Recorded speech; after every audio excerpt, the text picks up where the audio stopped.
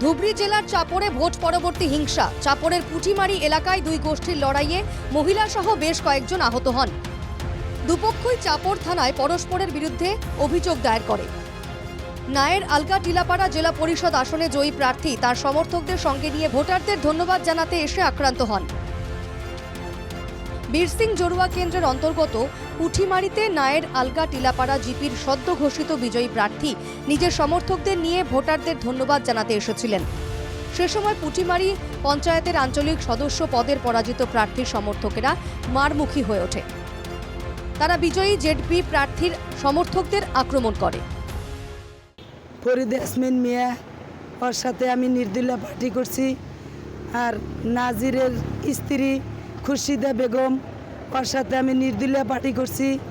হোসেনের স্ত্রী আনজিরা খাতুন কংগ্রেস দলের থেকে ও হারছে। আজকে আমি পুটিমারি নতুন বাজারে গেছি, নতুন বাজার থেকে আসা নইছি।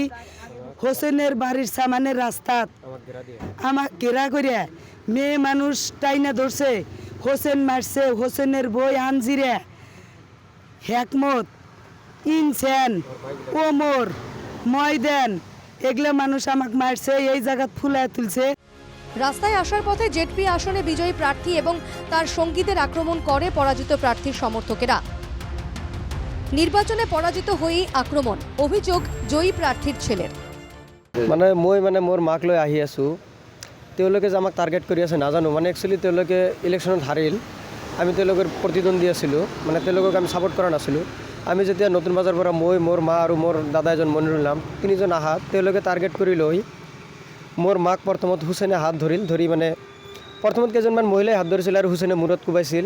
মই যেতিয়া এৰাব গৈছিলোঁ মোক লাঠি চাঠি দুই এটা মাৰিছে। মই গমেই পোৱা নাই তেওঁলোকে 400-500 মান মানুহ একগোট হৈ আছে, আমাক মাৰিবলৈ সিমানখিনি ভাবাই নাই। ধুন্ধুমার লড়াইয়ে বেশ কয়েকজন আহত হন। পরে রাতের দিকে চাপড় থানায় উভয় পক্ষই পরস্পরের বিরুদ্ধে অভিযোগ দায়ের করে। এদিকে এই হিংসাত্মক ঘটনা নিয়ে নানা প্রশ্ন উঠেছে, চলছে তদন্ত।